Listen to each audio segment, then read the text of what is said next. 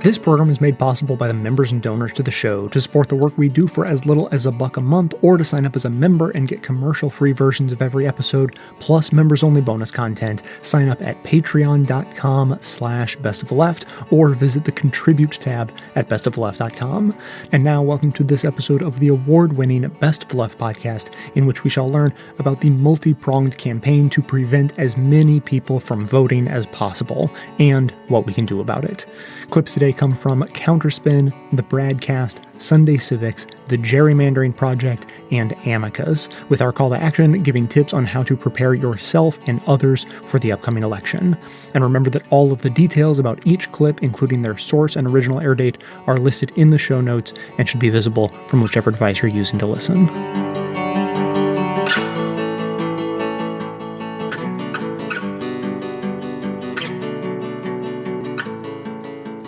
How much impact could the addition of a single question to the U.S. Census have? So much that 12 states are suing the Trump administration to counter the move. The question in question is, are you a U.S. citizen?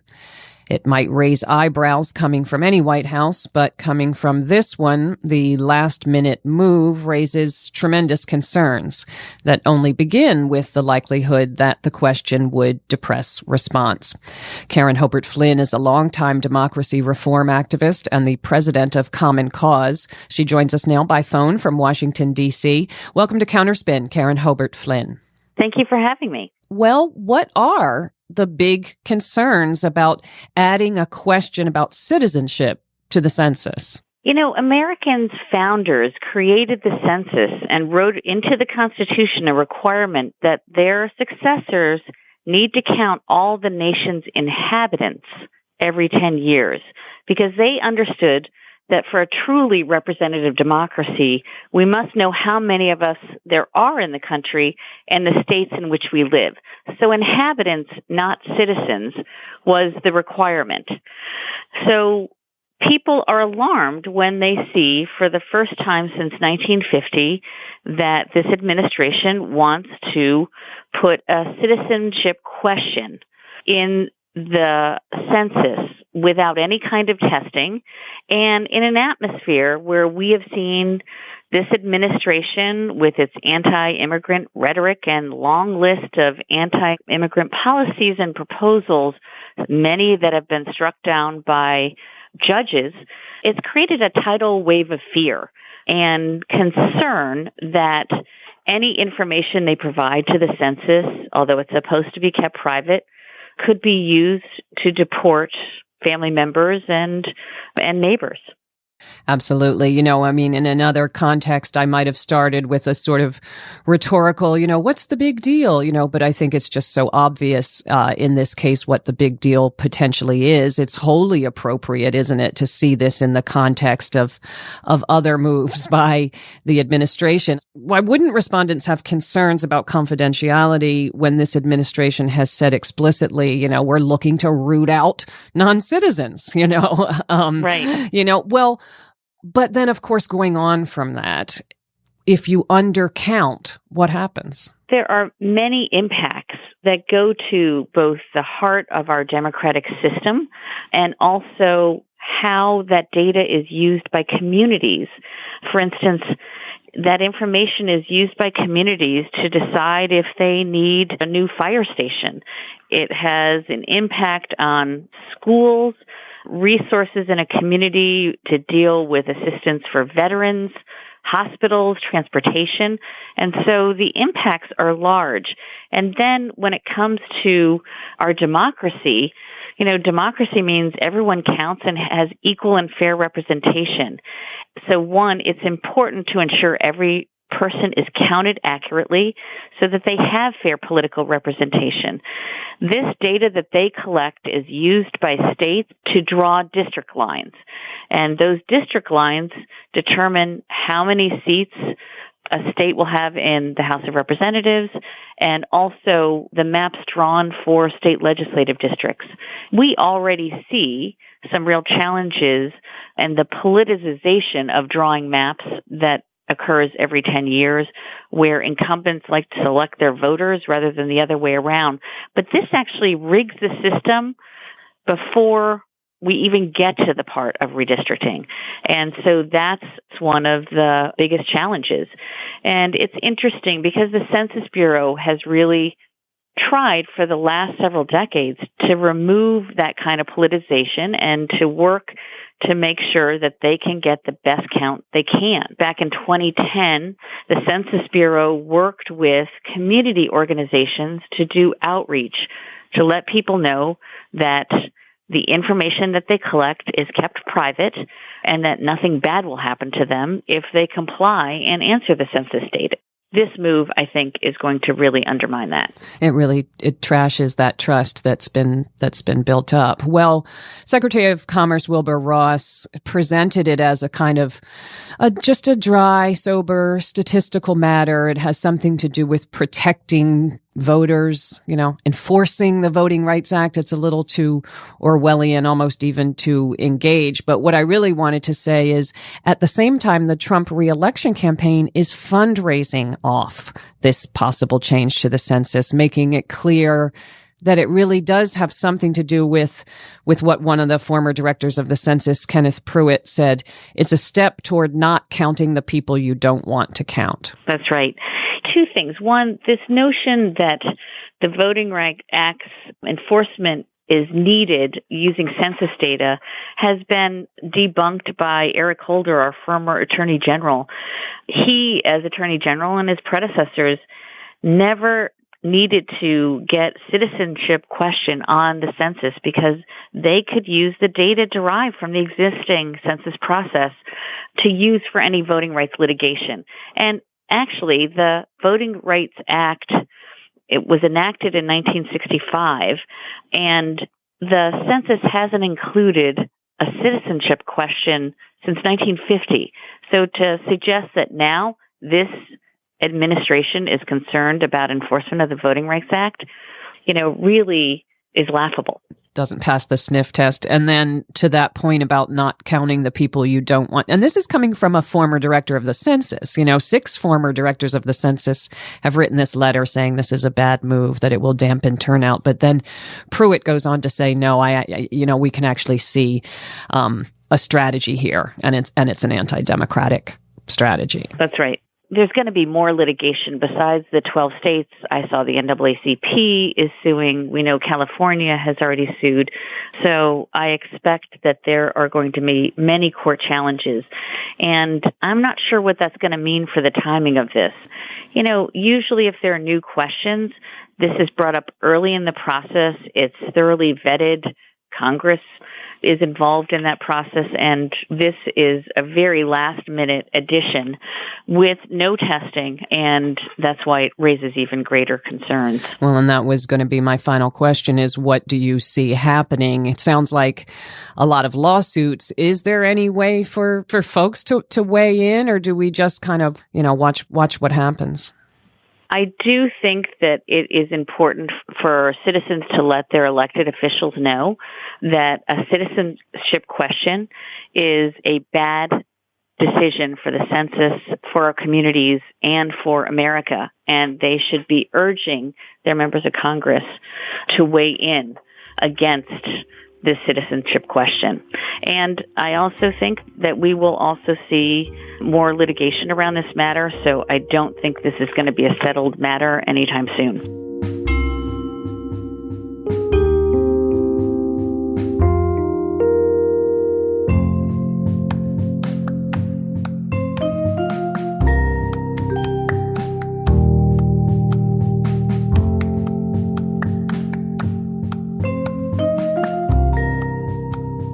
Before we get into the specific, what's the big picture here on these 2 court rulings today? It looks like the court has, I guess surprisingly, punted in both of these cases?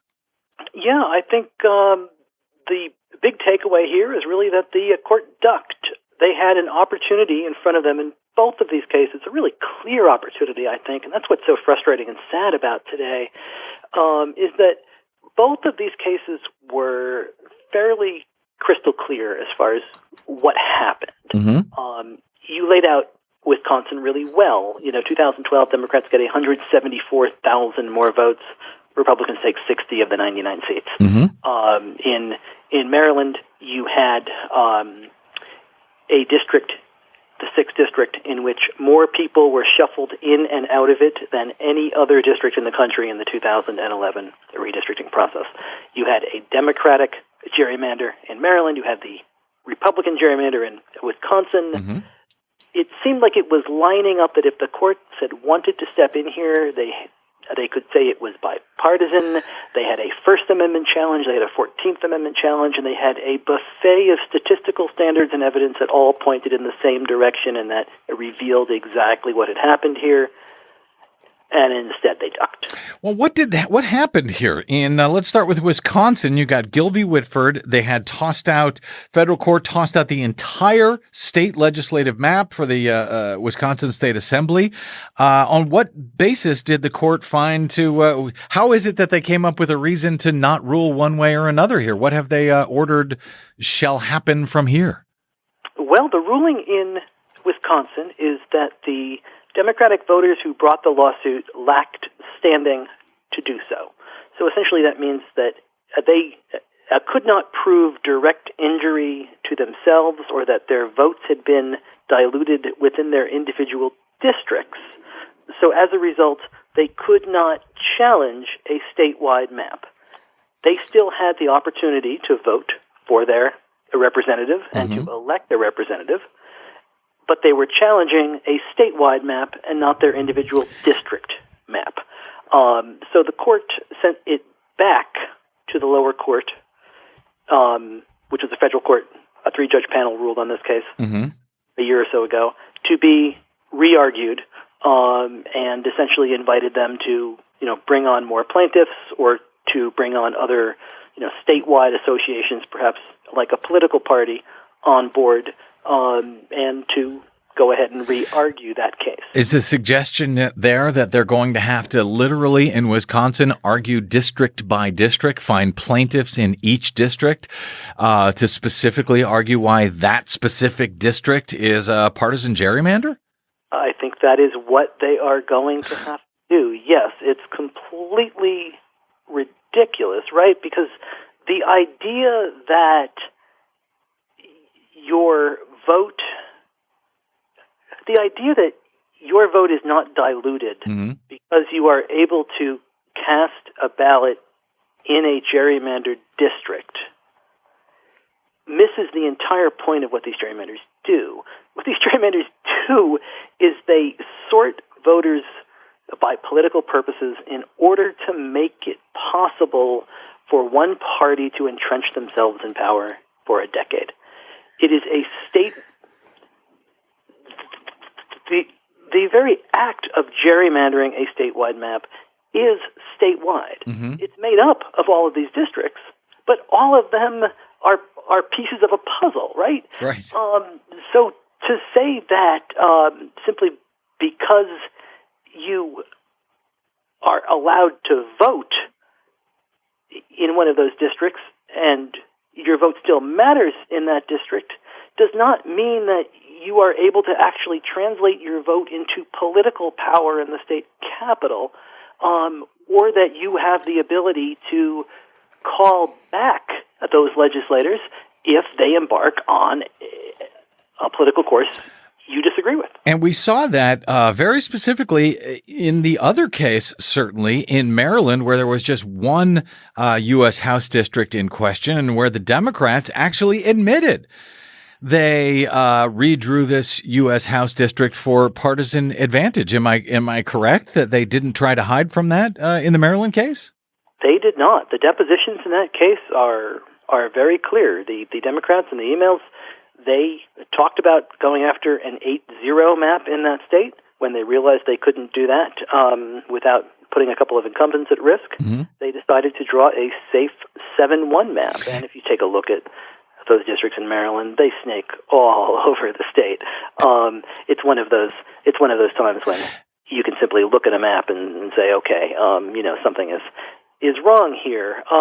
And yet they struck that one down too, the Supreme Court did, or at least punted it back. On what basis? Why wasn't that one accepted? You would think the Republicans on the court would say, take the opportunity to say, we don't like what the Democrats admitted doing here.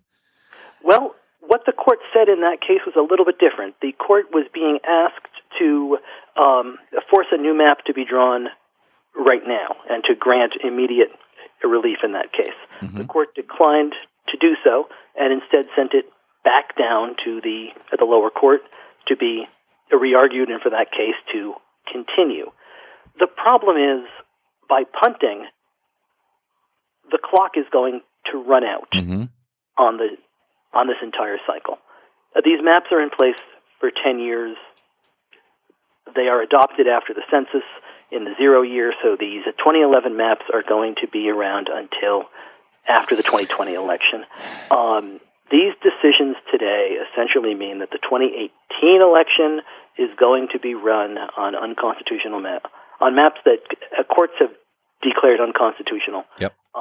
In North Carolina, in Wisconsin, that these Maryland voters are still not going to have an opportunity to elect a congressional delegation that actually reflects the partisan breakdown of the state. Yep. And that the Republicans have essentially been able to run out the clock to steal in some ways the entire decade of power, especially in state legislatures around the country. And it's going to set up a 2020 process, unless if somehow the court does something before then, that is an even greater partisan free-for-all than it even was last time around. And it looks like they're going to have another opportunity, whether they take it or not, I don't know, another opportunity at least before the 2010 census in North Carolina, where you have a federal court for the first time has found the entire North Carolina U.S. House map to be an unlawful partisan gerrymander. They've ordered U.S. House maps, new U.S. House maps for the entire state. That case, I guess, did not come in time to be heard by the Supreme Court this past term. So, but they did put it on hold until, I guess, next term for a ruling next year. I guess next June at this point at the earliest. So that means, as you say, they're able, even if this goes the right way next year, they will have gotten away with almost an entire decade stealing various U.S. House and state legislative seats. Doesn't it underscore the fact that we have a real problem here? If they can get away with this scam, if they can do something 10 years ago and basically election after election after election get away with it? We have a serious problem, and it is only getting worse.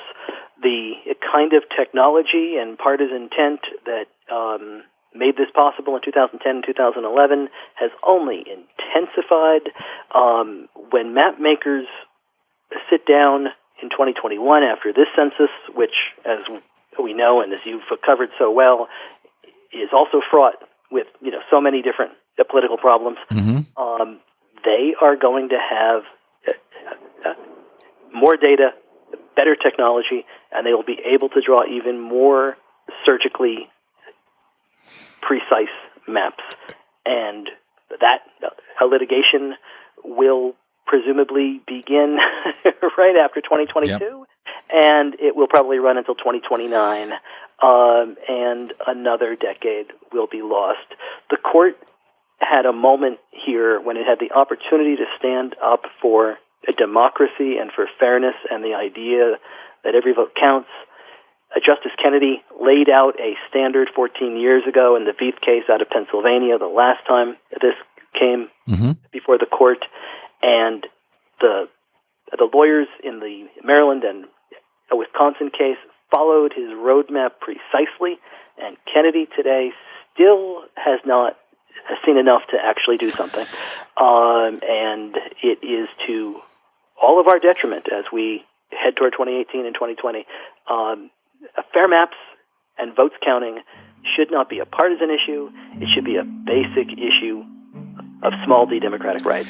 And we are getting farther and farther away from that, and it's going to be very ugly.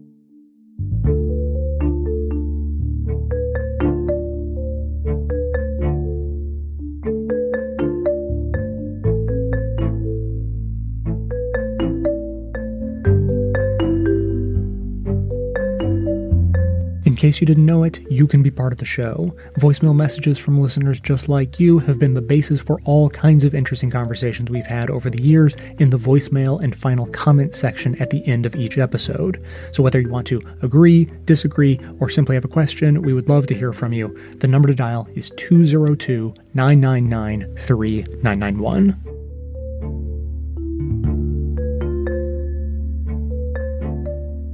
So today we're talking about voter registration, specifically the case for automatic voter registration and other reforms to make voting easier.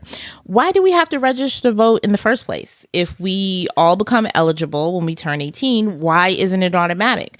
On any given election day, people show up to the polls to vote only to find out that they aren't registered, or if they live in a place like New York and wanted to change their political party, they would have had to have that change of heart a year before in order to do so for the election. So if we make the registration process an opt-out process instead of an opt-in, we could add 50 million people to the voter rolls. States could save thousands, if not millions of dollars, and it would actually increase the ease and accuracy of voting. Here to talk to me about this and more is Susan Lerner, the Executive Director of Common Cause New York.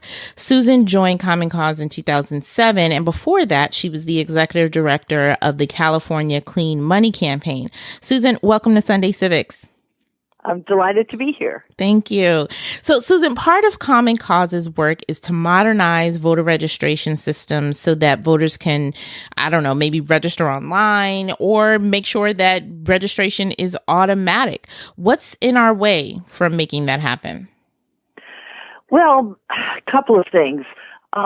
Antiquated systems and bad attitudes on the part of some of our elected officials who don't understand what a barrier to exercising the franchise antiquated registration procedures can be.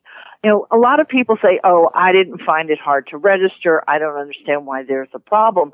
But the truth of the matter is that if you actually push a little bit, then you might find that somebody said, oh, I never had a problem, has a sister-in-law or a friend who forgot to register when they moved and weren't able to vote. So it's actually a pervasive problem that hits all communities, and it's particularly a problem in communities of color and communities that have traditionally been marginalized, where people don't have as much control over their schedules and find it harder to complete what is, frankly, sometimes very confusing paperwork.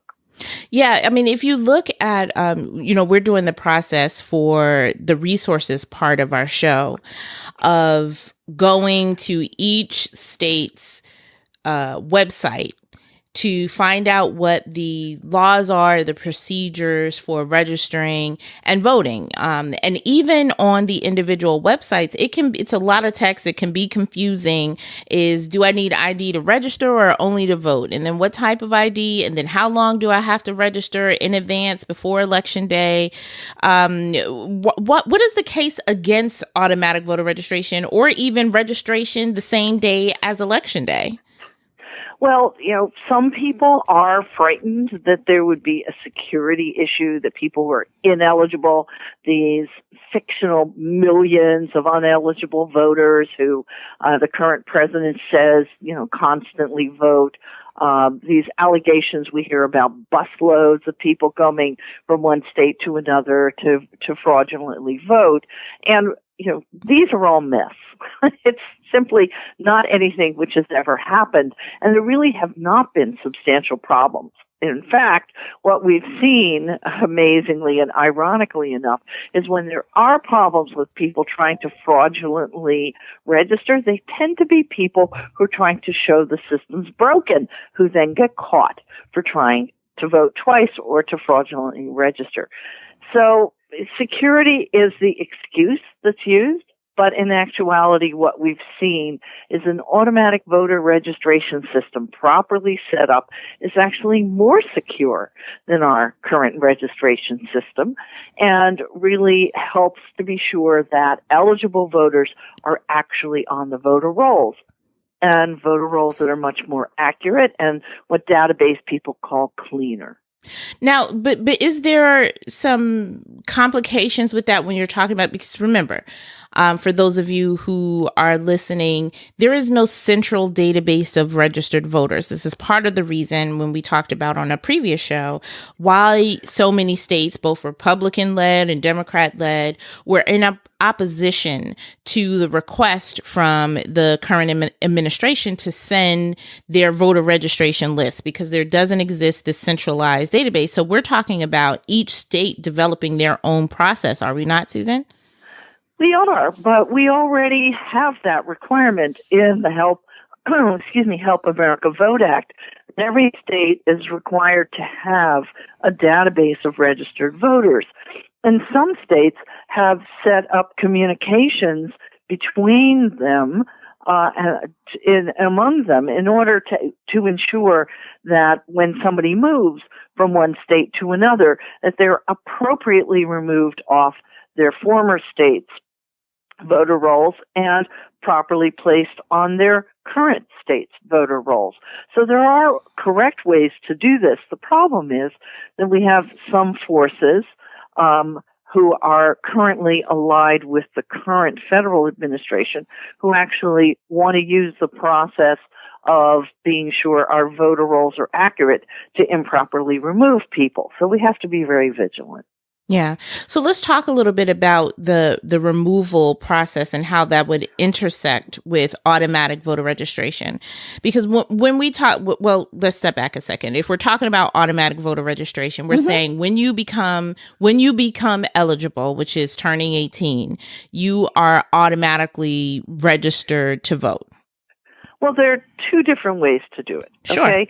Here in the United States, right now, the way in which automatic voter registration is rolling out in various states is that it isn't what you're talking about, which is you turn 18 and automatically you're on the voter rolls. The way in which it's actually been implemented is when you interact with state government, then you go on the voter rolls. And that's when it becomes an opt-out situation. Okay? So your listeners might be familiar with the situation when you go to the Department of Motor Vehicles and you've moved into the state or you've moved addresses. In many states, because of the motor voter rule at the federal level, the Department of Motor Vehicles is required to say to you, do you want to change your voter registration? Right. That's called an opt-in system. What's really interesting, and it's fascinating that the state of Georgia implemented this, because we don't always think of them as being very forward-thinking in Georgia, is that Georgia made a really significant increase to the eligible voters on its voter rolls by changing its DMV form from an opt-in to an opt-out. So you go and you interact with the Georgia Department of Motor Vehicles. They have all of the information that you need to be on the voter rolls. And unless you tell them, nah, I don't want you to do that, then you're automatically on the voter rolls. That increased the number of registered voters in Georgia by hundreds of thousands. And most people, I can think of 18-year-olds or even younger, when you're eligible to get a learner's permit, or getting your driver's license in a that's the current, the American trope, right? As soon as you can, you want to learn how to drive and get your license so you can get up out of your parents' house whenever you feel like it, right? So we will already, from lots of young people having learner's permits, they're basically pre-registered to vote at that point. That's right. Now, of course, the limitation on the Department of Motor Vehicles as your point of contact is that, yes, there are a lot of Americans, and I was certainly one the moment I was 16, 7 o'clock in the morning, I was like, okay, Mom, let's go. Let's get me the learner's permit. But if you live in a large city, you may not have that desire. You may not have access to a car. So what we're working to do is to be sure that automatic voter registration expands beyond the DMV, because there are a lot of state agencies that people interact with that could be used to automatically register them. So the state of Alaska is a really interesting example for that, okay? Your listeners may or may not be aware that in Alaska, every resident of Alaska registers in order to receive his or her share of the royalties from oil and gas that the state collects. They actually get checks. So the initiative in Alaska to set up automatic voter registration used signing up for your oil and gas royalty check as the way in which to automatically register you to vote. So it's basically identifying what city, state agencies or federal agencies people interact with on a regular basis, and then using that information. So you could say use Social Security, or you could use public housing if for people that are in the public housing, or maybe get any type of social services. That's exactly right. The social services is an excellent place in which we could use automatic voter registration. There are just so many different ways in which people interact with their state government, and we want it to be our state government because that's where voter registration happens. And it's just a question of setting up the system and being sure that the accurate records are transmitted to the Board of Elections.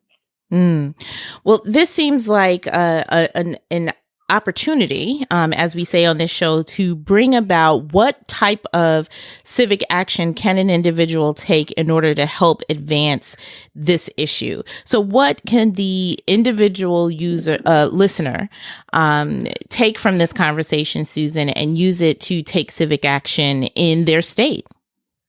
So, this is a question of talking to your elected representatives. There are 10 states in the District of Columbia right now which have automatic voter registration. So they have it in Washington State, they have it in Alaska, they have it in Rhode Island, they have it in Illinois. So first thing to do is to check and see if your state has it. And then it's get in touch with your state representatives and your governor and say, this is a no-brainer. This is absolutely a way to ensure that eligible voters have an opportunity to vote and that our voter rolls are secure and accurate. And, it's really interesting when Washington State set up its automatic voter registration. They added close to 1 million people to the voter rolls right away. And the point of contact there was the Department of Motor Vehicles, because on the West Coast, most people drive. What was really interesting is that of the people who were automatically registered, 40% of those people then voted in the next election. Wow. So you really have a substantial impact, and it's really not that complicated to set up correctly. It's something that every state should be doing. And the message to eligible citizens is your government wants you to participate. And the best way to get people involved is to ask them to be involved. Yeah, we talk about a study that Pew Research Center put out about a year or two ago, in saying that over 60% of people said they had never even been asked, whether by a family member, a government entity, an agency, their church or other, they had never asked them to register to vote. Did you find that surprising when you read that? No, I didn't find that surprising at all, because our system here in the United States, to me, is backwards. It puts all of the emphasis on the individual has to figure it out and initiate everything. In countries where that is flipped, where it's the government's responsibility to be sure that citizens have access and are able to vote. In Canada, for instance, they invite you to register. They have much higher registration rates. They have much higher participation rates. Well, thank you very much, Susan, for joining us for this conversation. And remember, folks, those of you who are listening, this is your second Take Civic Action for today, to write your legislature, to talk to your governor or send a letter to your governor, because we know letters get responses, to ask them about implementing automatic voter registration in your state.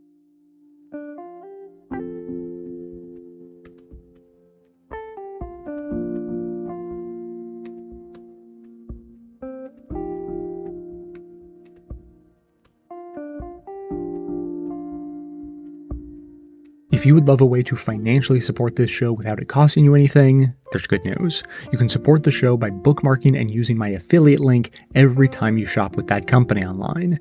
You know, basically the one company online. Lots of evil tendencies, owned by the richest dude in the world, that one. Chances are you shop there at least now and then, maybe even a lot. Perhaps you make a lot of business-related purchases, I know some of you do, or maybe you have a standard selection of home goods you get delivered regularly. In any case, you might have some mixed feelings about it, and you'd be right to, but if you do end up using the site, at least you can help siphon off some of that corporate blood money to help support the production of this show. Your shopping experience will be identical to usual, and it won't cost you a dime more.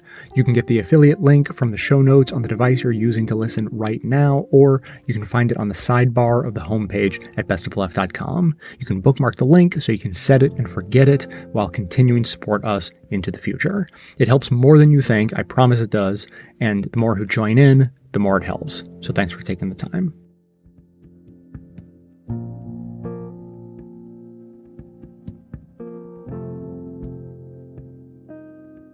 Behind all this legal jockeying is still the fundamental question. What is the best way to represent minorities in America?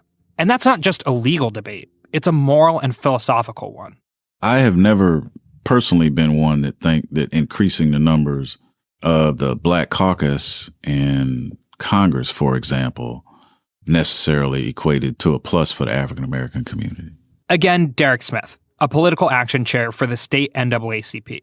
They can ensure that African Americans get sent to legislative bodies, and that looks good on election day when they can stand up and say, look at what we did for you all. We helped get Eva Clayton and Mel Watt into Congress in the 1990s. But on the whole, the effect was that was when the state began to shift towards a Republican-dominated caucus, and that happened all throughout the South. He's in favor of African-American voters influencing various districts. I've always thought that African-American voices that are numerous and loud enough and active in many different places lend to the likelihood that policy decisions will consider African-Americans more than they do. And white and black Democrats can form coalitions to elect minority candidates more easily than they were once able to in North Carolina. Smith points to a famous example. President Obama is a classic example of that. If we can fuse together on common interests which affect the governance for the good of all, then it doesn't matter your race. Reggie Weaver of Common Cause tends to agree. An argument has been made that, yes, in justification of racially packed districts, that minority candidates would not be elected any other way. There may be some truth to that. I don't know. To me, then, the answer isn't to pack districts and weaken the minority voice in other areas. He says that won't get at the root of the problem. What I personally am more interested in is, why is it that I, as an African American, am going to have a weaker chance in a purely competitive district just along partisan lines? Why is it? And I think that gets to deeper questions that we are yet to resolve as a country about race. But the idea that less emphasis should be put on race when drawing districts is not a universal one. Again, here's Pam Stubbs, who worked in Greensboro's 12th District office when it was first won by Mel Watt in 1993. Until the playing ground is level in America, then we will always need our minority districts. And so far, the playing ground is not level. Stubbs is unsure that African-American lawmakers will maintain their ranks if these districts are dismantled, and academic research suggests that could cause some ripple effects. The presence of minority lawmakers can boost voter turnout among minorities. It can also increase their trust and engagement with politicians. One study, done after Democrats began drawing down the black populations in minority districts in the 2000s, showed that minority members of Congress are more likely to advocate for their community's priorities than white members of the same party. You have to realize most of those minority districts were created after the 1990 census, when there was hardly any minority representation across the country in Congress. So even though they're safe now, you have to understand why they were created. Case in point, visit the Civil Rights Museum in Greensboro. My name is Cassandra Williams, and I would like to personally welcome you to the International Civil Rights Center and Museum. The museum is situated in the Woolworth's department store, where 4 black A&T University students sat down at a segregated lunch counter. 4 college freshmen, all Negroes, were refused service at a Greensboro, North Carolina lunch counter, and the civil rights sit-in was born. So we're here at the lunch counter, and I want you to realize that on this one side, the counter and the stools are at the same exact spot as they were in 1960. It actually gives us the feeling, the experience of being right here at this lunch counter along with those young men and others experiencing what it felt like to be denied service just based on the color of your skin. Throughout the museum, there are other reminders of the injustices committed against African Americans in the South.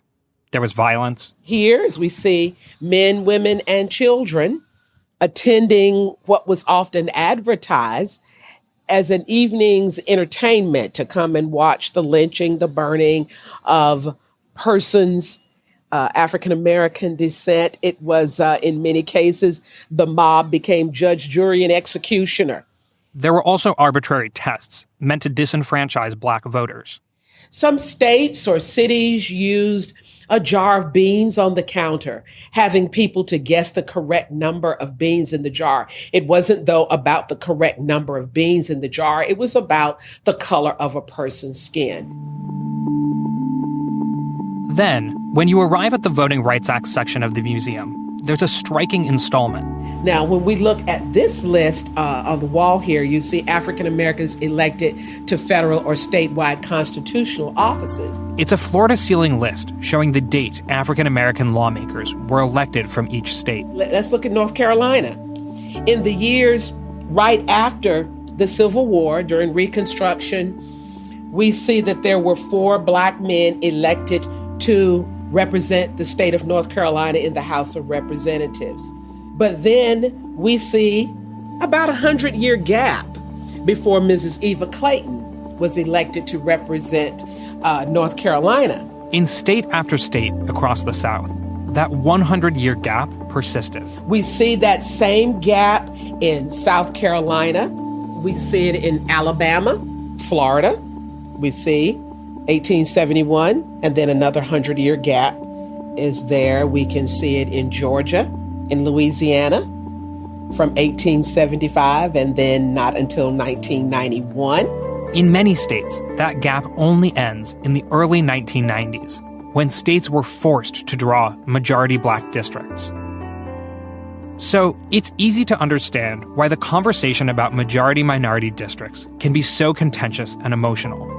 If the law favors unpacking minority districts, it could become more difficult to ensure that African Americans are elected at the same rates that they have been. For example, North Carolina's state legislative map is currently being redrawn to unpack the majority-minority districts. The chair of the Legislative Black Caucus, Angela Bryant, is likely to lose her seat in the redraw. I surely regret losing my district and the coalition that had been formed in that district. I regret that. At the same time, the gerrymandering was a burden. She says it's for the best. I'm convinced that even if people like me lose out, to have a firm foundation upon which we are doing this redistricting, we will be better off over time.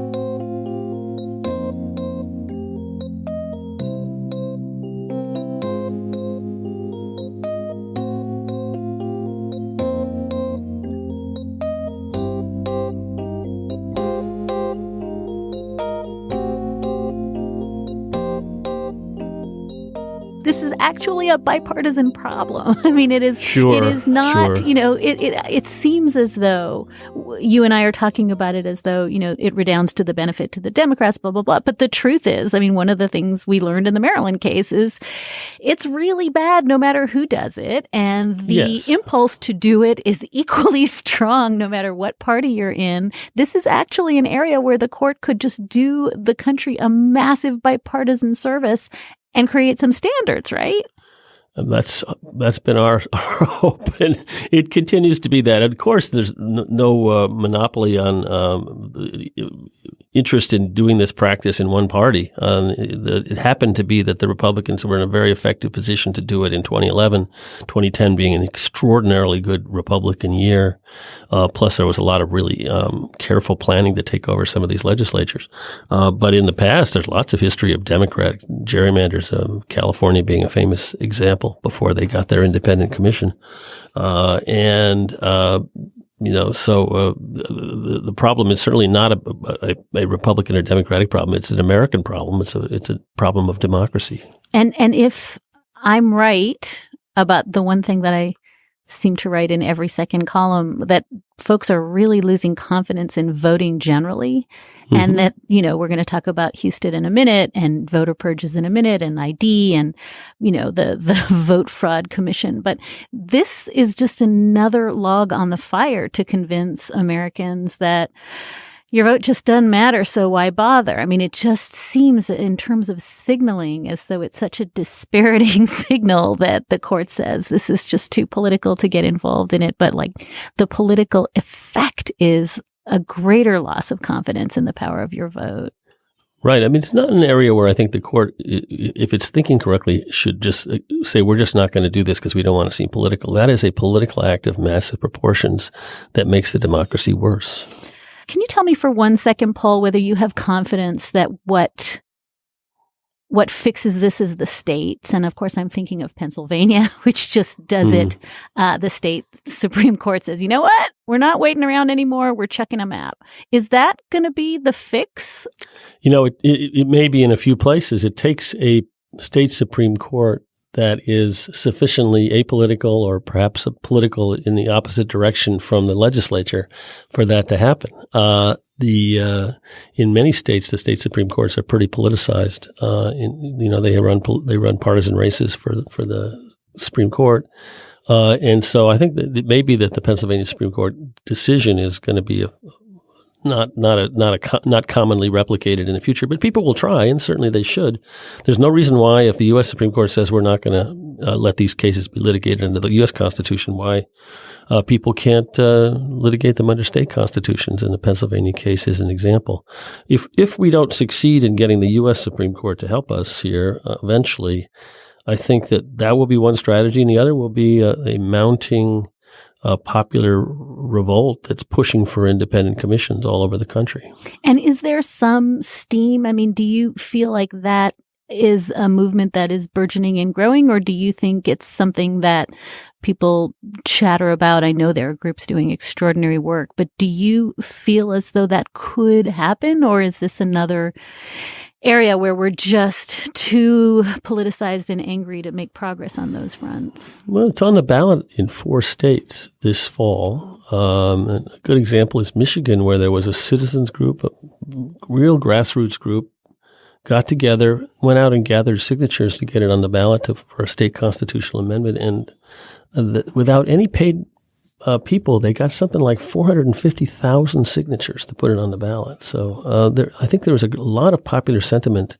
This case, the Gill case, tremendous amount of public interest in it. When I did the Veith case in 2004, nobody even was aware that we were even doing it. So I think the perception is very different.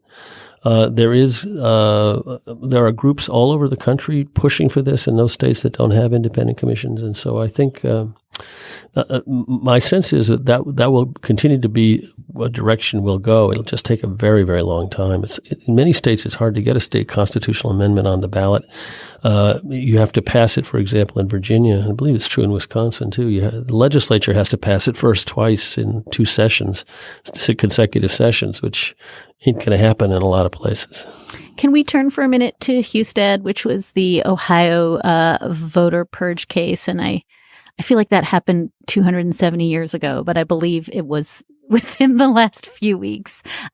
You argued that as well. Do you want to just, I know it is such a it's a statutory case and it involved, mind-numbing interpretation, but can you just quickly lay out what happened there and what the court decided? Right. This is a case brought by Demos and ACLU in Ohio, challenging the Ohio practice of purging people from the voting rolls, essentially for not voting often enough.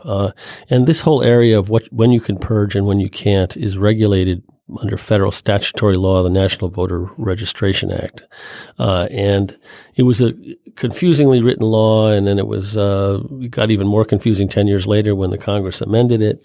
But essentially, one of the key principles of that law is that you cannot be thrown off the voting rolls for not voting, that you have a right not to vote, and that is not a basis for throwing you off. And they also created this kind of confirmation procedure where if the state is thinking of throwing you off the rolls because they think you've moved to another state, they have to give you a notice. It has to be forwardable to wherever you are, and then they have to wait 4 more years of non-voting before they can put you off. And what the state of Ohio does is it says, well, all right, if you don't vote for 1 2-year cycle, we're going to go straight into that process of the notice and the 4 more years of non-voting.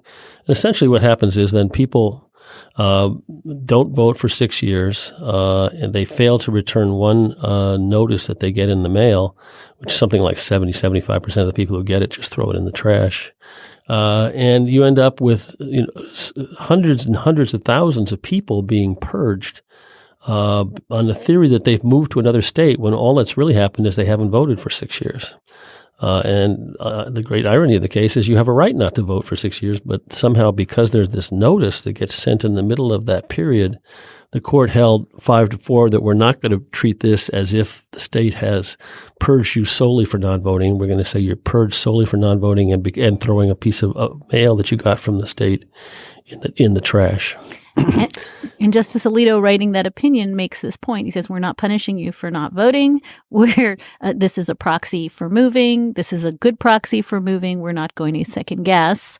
Justice Breyer writes a dissent. Justice Sotomayor writes a dissent where she's particularly solicitous of the fact that it's the elderly and the veterans and the minorities and the people in the big cities who are all getting purged. They're not actually moving out of state. Right. And the majority seems to be unbothered. They say, this is fine.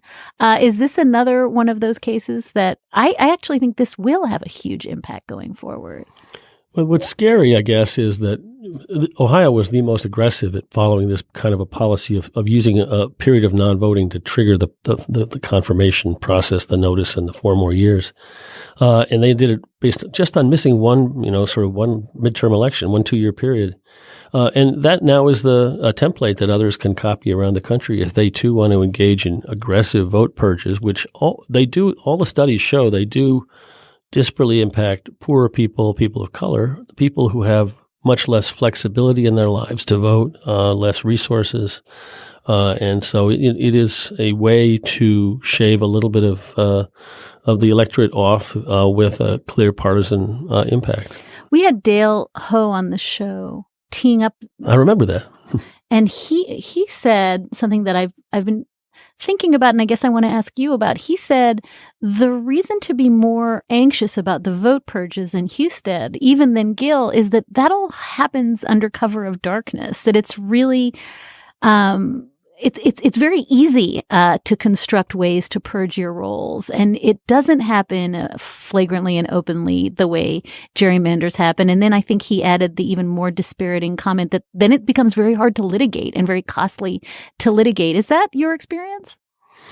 Well, I think there's kind of 2 different things going on. The process that we were challenging in Husted was pretty open. It was written into the regulations, and it was kind of something you could follow. And you if you were new to check, you could go check to see if you've been purged or not. They don't tell you, but you could check.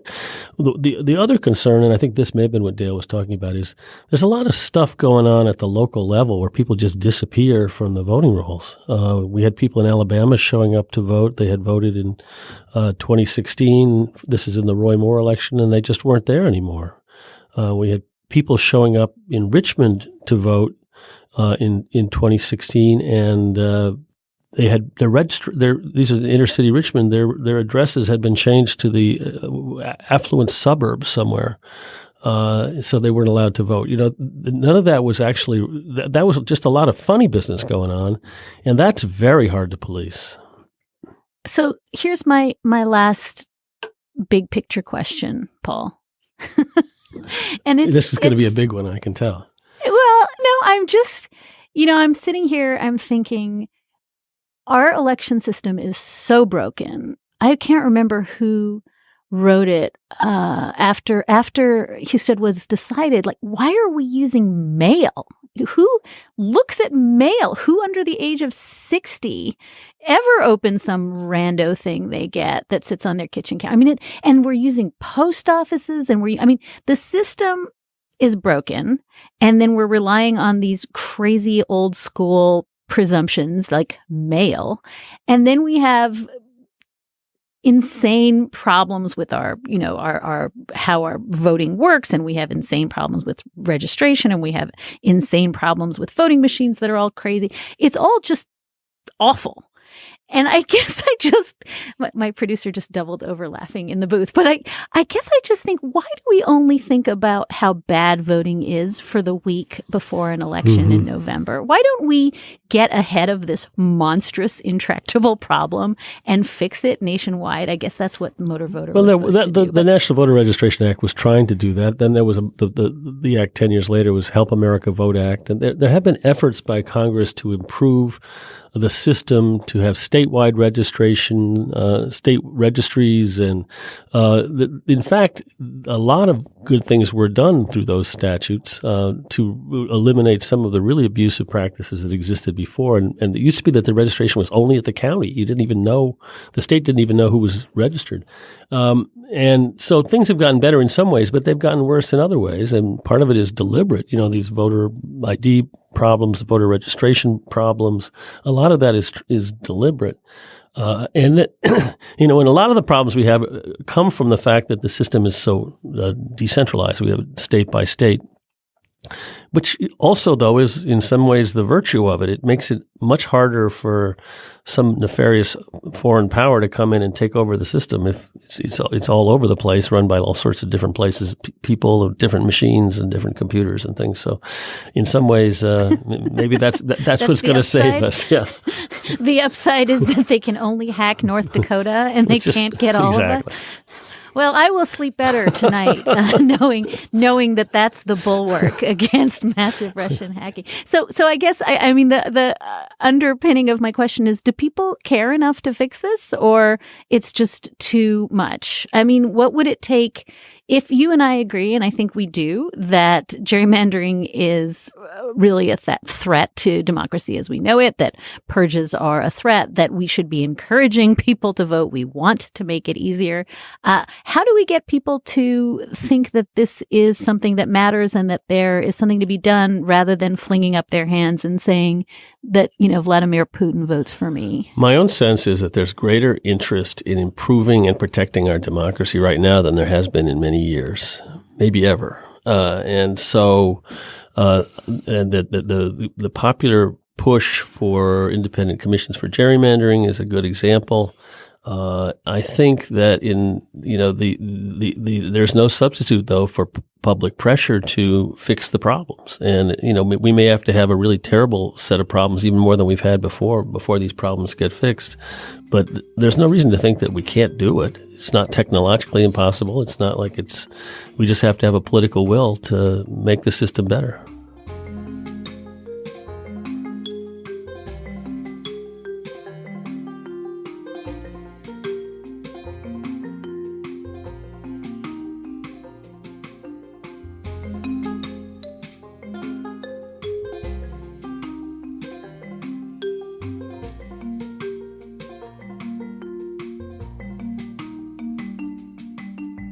You've reached the activism portion of today's show. Now that you're informed and angry, here's what you can do about it. Today's activism: build the blue wave. Confirm, prepare, and get out the vote for the midterms 2018.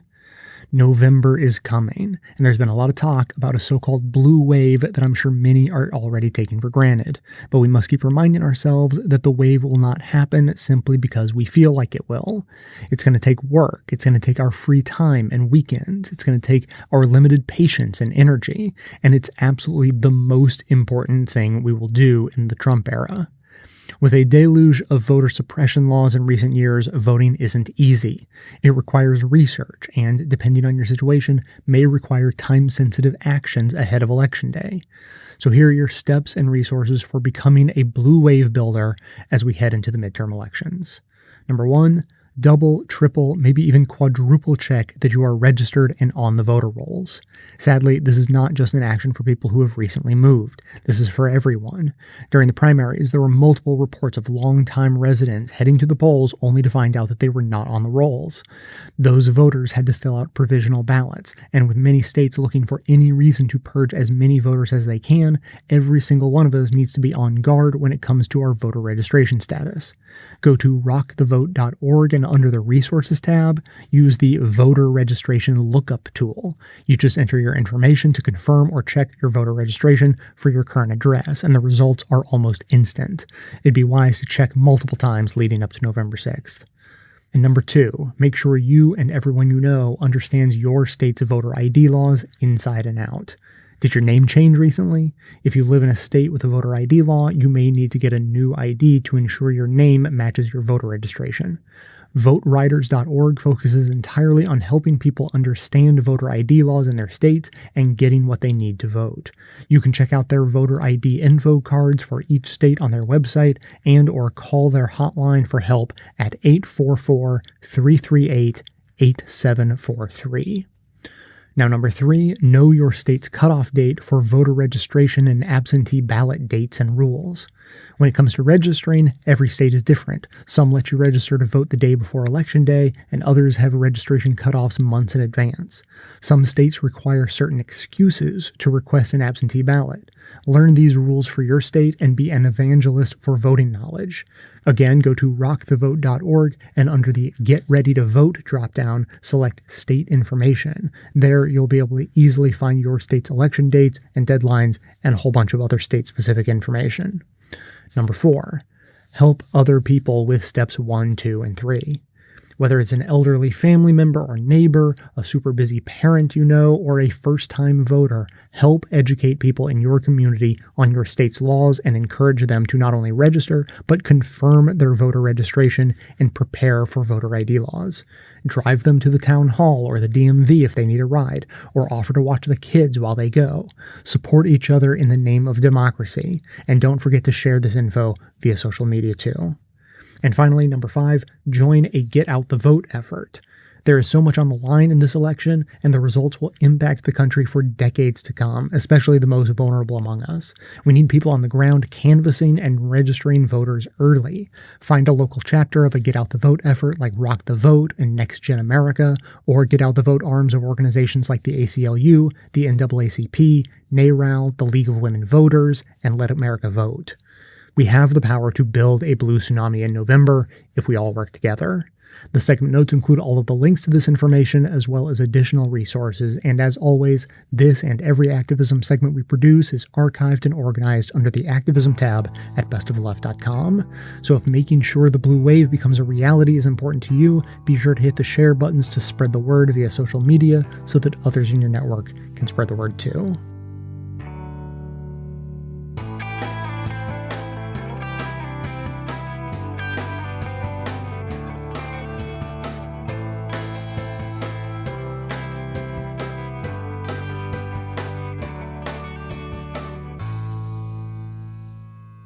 We've just heard clips today, starting with CounterSpin, speaking with Karen Hobert Flynn about the importance of the census and its connection to gerrymandering.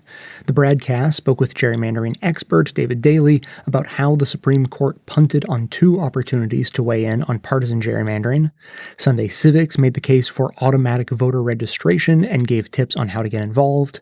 The Gerrymandering Project laid out 2 of the opposing arguments, making the connection between partisan gerrymandering and the districts drawn on racial lines 2 to abide by the Voting Rights Act.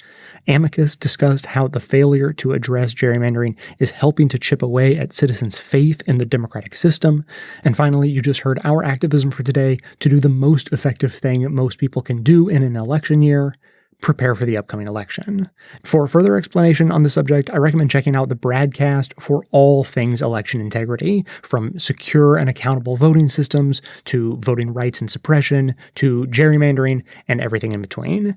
And I would also say that the entire miniseries from the Gerrymandering Project, which itself is a project of 538.com, is definitely worth your time. The only thing I heard said in that series that sounded like a glaring error was the suggestion that the technology behind gerrymandering hasn't changed much since the 80s. I don't know how they managed to get through a 6-part series on the topic and never run across any of the reporting from David Daley in his book, Rat-Fucked, in which he lays out exactly how far that technology has come, but they did. Otherwise, the reporting is great, and insight into gerrymandering and all of its complications is worth learning about, but they definitely seem to not understand how much it's changed since 2010. Now, as always, you can find links to each of these segments in the show notes for easy reference and sharing. And now we would normally hear from you, but we're again in a situation where we have no voicemails, but I do have one mysterious beat poetry submission. The forest was shrinking, but the trees kept voting for the axe because its handle was made of wood, and they thought it was one of them. So thanks to Alan from Connecticut for that. I'm not sure if he was intending to send that to us or if that was supposed to go to his agent to be added to his sizzle reel. Not sure, but we got it and hope you enjoyed it. I added the symbols. I felt like it needed a little something there at the end.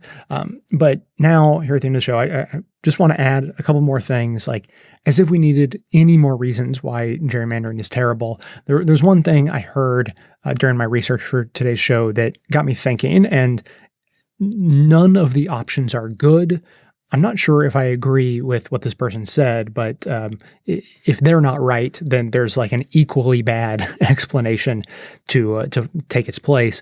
What this commenter said is that one of the worst outcomes of gerrymandering is that it creates a party in power that is there illegitimately, and they know it. They will never, ever say it in public, but they know it.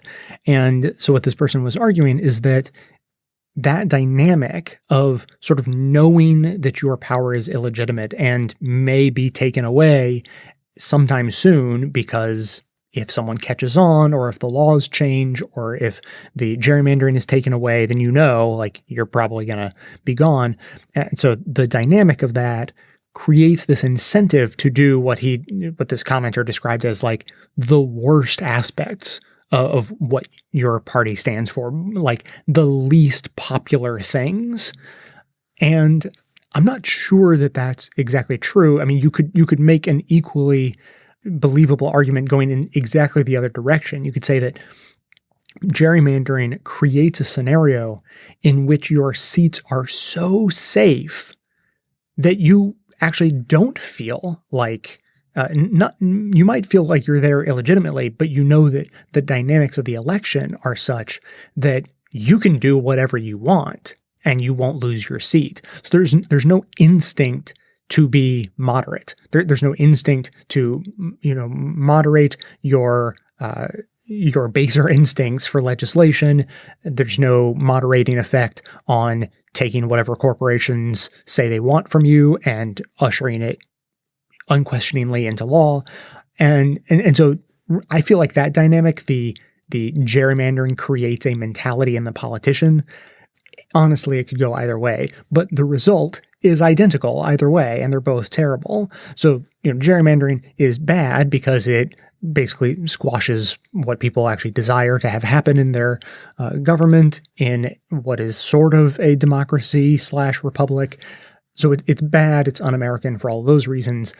But in the nuts and bolts, for whatever reason, whichever argument you prefer, it creates a dynamic where it encourages a party to become more extreme and do what is least popular. So it's not just that the country is getting the party in power that they voted against, it's they're getting a version of that party that is even farther away from what they want.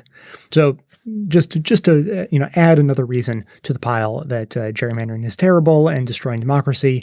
And then secondly, I read an impassioned Facebook post this past week. I guess Amanda passed it on to me, written by a guy who was, I think, responding to Kennedy's announcement that he was stepping down from the Supreme Court.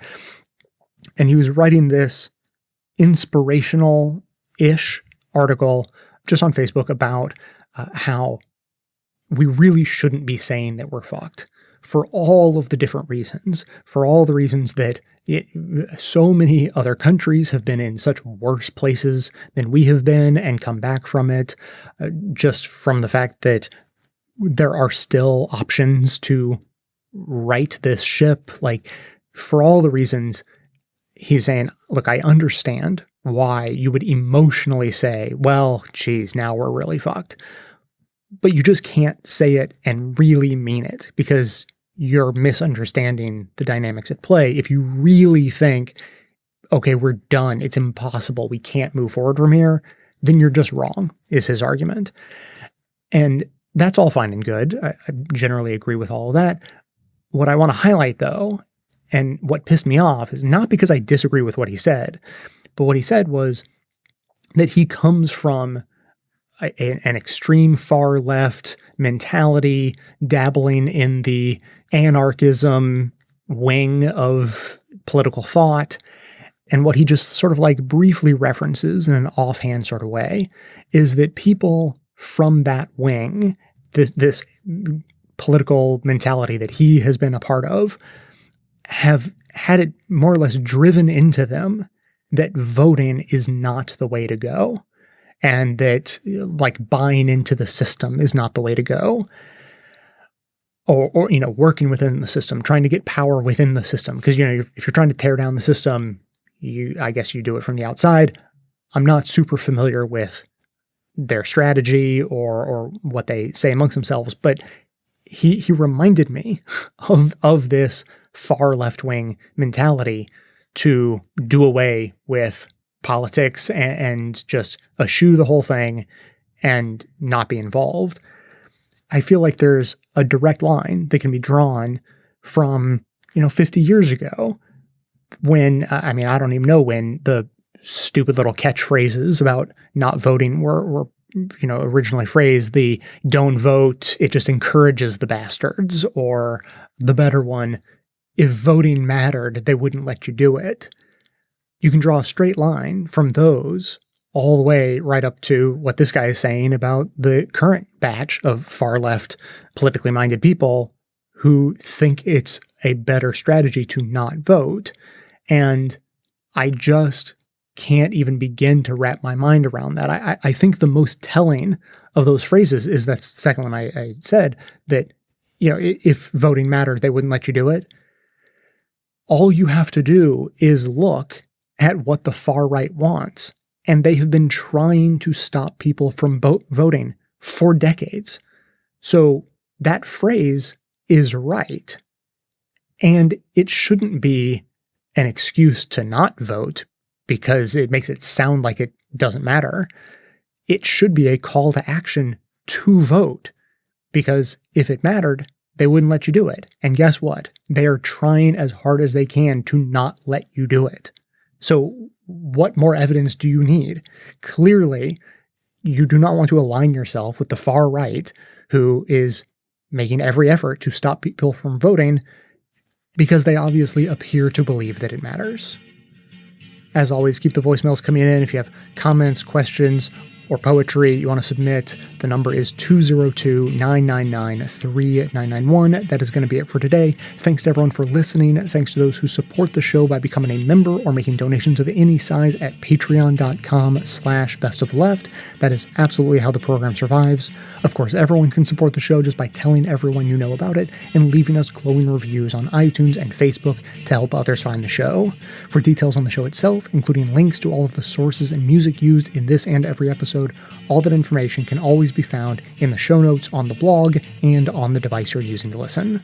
So coming to you from far outside the conventional wisdom of Washington, D.C., my name is Jay, and this has been the Best of Left podcast, coming to you every Tuesday and Friday, thanks entirely to the members and donors to the show from bestofleft.com.